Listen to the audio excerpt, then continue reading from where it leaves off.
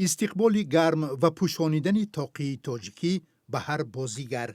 دسته آلای اوش برنده جام قرغیزستان را در فرودگاه بین المللی دوشنبه چنین پیشواز گرفتند. این دسته برای اشتراک در مرحله گروهی جام AFC کنفدراسیون فوتبال آسیا که روز 14 می در دوشنبه آغاز می‌یابد به تاجیکستان آمده است. رقیبان دسته آلای نایب قهرمان تاجیکستان، دسته خوجند شهر خوجند، باشگاه‌های نصف قرشی، جایزه‌دار برنجی قهرمانی ازبکستان و آلتین اسیر اشقاباد قهرمان ترکمنستان میباشند. آنها در مرحله گروهی جام AFC در منطقه مرکزی در گروه F رقابت میکنند. همه بازی‌ها در ورزشگاه مرکزی دوشنبه برگزار میشوند. امروز در نشست مطبوعاتی سرمربیان دسته‌های شرکت کننده درباره آمادگی تیم‌های خود به این مسابقه اطلاع دادند. سرمربی باشگاه آلای قرغیزستان به سوال‌های خبرنگاران اکثراً با زبان تاجیکی پاسخ می‌داد. وی متخصص تاجیک نومانجان یوسوپوف است.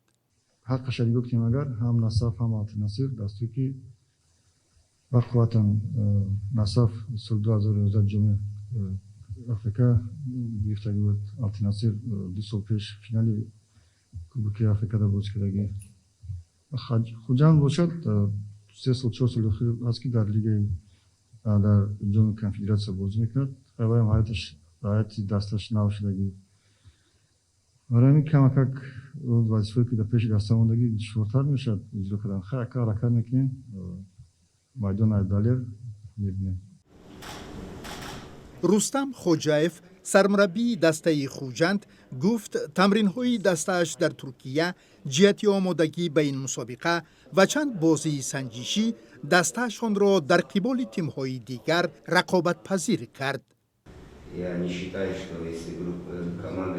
ما به این مسابقه آمادگی خوب دیدیم.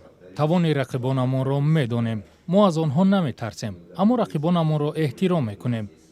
فکر می‌کنم ما بازی خوب نشان می‌دهیم.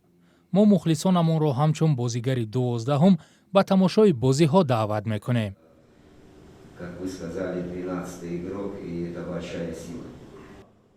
در اولین دور مسابقه در گروه F 14 می نخست نصف ازبکستان با آلای قرغیزستان، سپس آلتین اسیر ترکمنستان با خوجند تاجیکستان رقابت می‌کنند.